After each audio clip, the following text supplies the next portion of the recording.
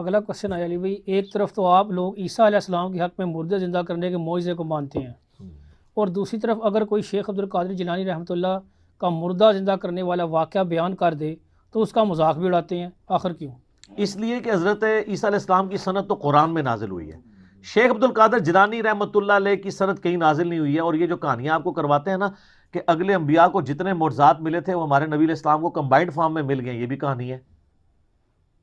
میں آپ کو بتا دیتا ہوں کئی چیزیں جو نہیں ملی۔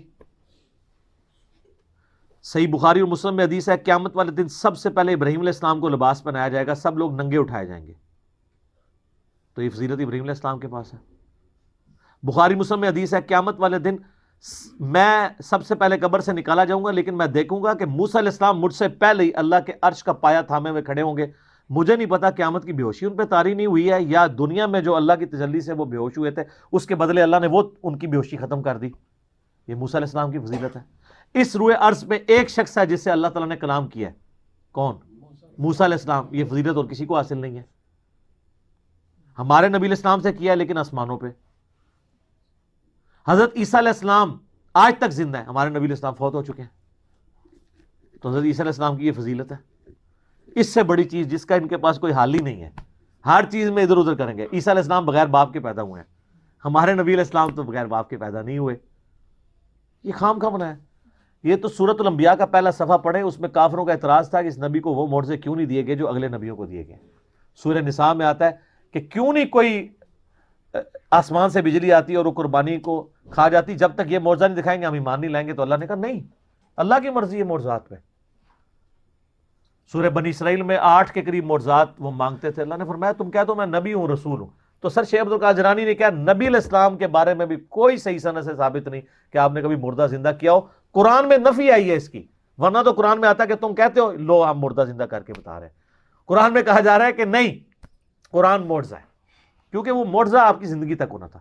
اور پھر اس میں وہ کہتے ہیں کہ شیخ عبدالقادر جیلانی رحمۃ اللہ علیہ نے معجزہ بڑی اس میں شڑول مارتے ہیں جناب۔ وہ کہتے ہیں کہ انہوں نے عیسائی کو کہا کہ تیرا نبی تو کہتا تھا کم باذن اللہ، میں کم باذنی کہتا ہوں، میرے حکم سے کھڑا ہو جا۔ وہ کہتے ہیں جی اس امت کے جو علماء ہیں بنی اسرائیل کے پیغمبروں کی طرح ہیں،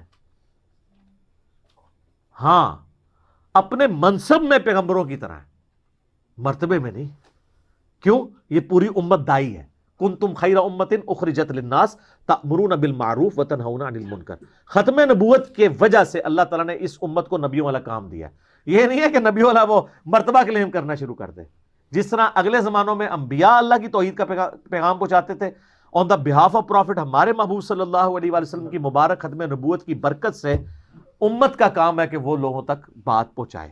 اس اعتبار سے تو بنی اسرائیل کے انبیاء کی طرح ہے، یعنی منصب وہ ہے، مقام وہ نہیں ہے۔ یہ اسی طریقے سے ہے جس طرح نبی علیہ السلام بھی بشر ہیں اور ہم بھی بشر ہیں، سپیشیز ایک ہے نا، مرتبہ تو ایک نہیں ہے۔ نبی علیہ السلام تو پیچھے بھی دیکھ لیتے تھے، بخاری مسلم میں آتا ہے، اور بخاری مسلم میں آتا ہے نبی علیہ السلام نے ہاتھ بلند کیا تو آپ نے میں نے ارادہ کیا نماز میں جنت سے انگوروں کا گوشہ توڑ لوں۔ اور بخاری مسلم میں آتا ہے نبی علیہ السلام سوتے تھے وضو کر کے، اس کے بعد خراٹوں کی آواز بھی امہات المومنین سنتی تھی اور پھر اسی طریقے سے نماز پڑھاتے تھے۔ تو پوچھا تو آپ نے کہ میرا صرف جو ہے وہ آنکھیں سوتی ہیں، جسم سوتا ہے، دل تو جاگتا رہتا ہے۔ یہ پروٹوکول تو کسی کا نہیں ہے۔ تو یہ ذہن میں رکھیں، یہ کہتے ہیں نا کہ بھی وہ ساری چیزیں حاصل ہو جائیں گی، اس طریقے سے حاصل نہیں ہوں گی۔ شیخ عبدالقادر جیلانی کے لیے کوئی سند نازل نہیں ہوئی، بالکل ان کی طرف جھوٹ منسوب کیا۔ اور اگر آپ کو شیخ عبدالقادر جیلانی سے اتنی عقیدت ہے تو میرا ایک معصومانہ سوال ہے کہ شیخ عبدالقادر جیلانی نے نماز کا طریقہ کون سا لکھا ہوا ہے؟ ہاں، مرنے سے پہلے اے مسلمان کر لے اس پہ غور، کتابوں کا خدا اور ہے، بابوں کا خدا اور۔ تو غنیت و طالبین پڑھے نا، اب تو کہتے ہیں جی وہ کتاب ہی نہیں ہونا دی، کتاب ختم تو بندہ بھی ختم، پھر کتاب ہی نہیں رہی تو بندہ بھی ختم ہو گیا۔ تو کتاب ہے، اس پہ میرا کلپ ہے 11ویں والے پیر کی نماز میں نے بتایا کہ صرف ایک آدھ بندہ ہے جس نے انکار کیا، باقی اکثریت محدثین کی، اہل علم کی، یہ ان کی کتاب مانتی ہے، اور ان کی نماز کا طریقہ وہی ہے جو بخاری مسلم میں لکھا ہوا ہے۔ وہ یہ ان کے نام پہ 11ویں کھا سکتے ہیں، ان کو فالو نہیں کر سکتے۔ بالکل اس طریقے سے جس طرح امت نبی علیہ السلام کے نام پہ جشن کر سکتی ہے، آپ علیہ السلام کی تعلیمات کو فالو نہیں کر سکتے۔ مشکل کام ہے نا۔ غلامی رسول میں موت بھی قبول ہے، داڑھی بیوی منع کرتی ہے، ماں دودھ نہیں بخشتی، نہیں، ختم، ٹھوس. ہاں بینک توڑوا لے، سڑکوں پہ ٹائر جلوا لے، لیکن پریکٹیکلی دین پہ چلنا یہ بہت مشکل ہے. فجر کی نماز کے لیے اٹھنا مشکل ہے، یہ قبول نہیں ہے. ٹھیک ہو گیا. ٹھیک ہے.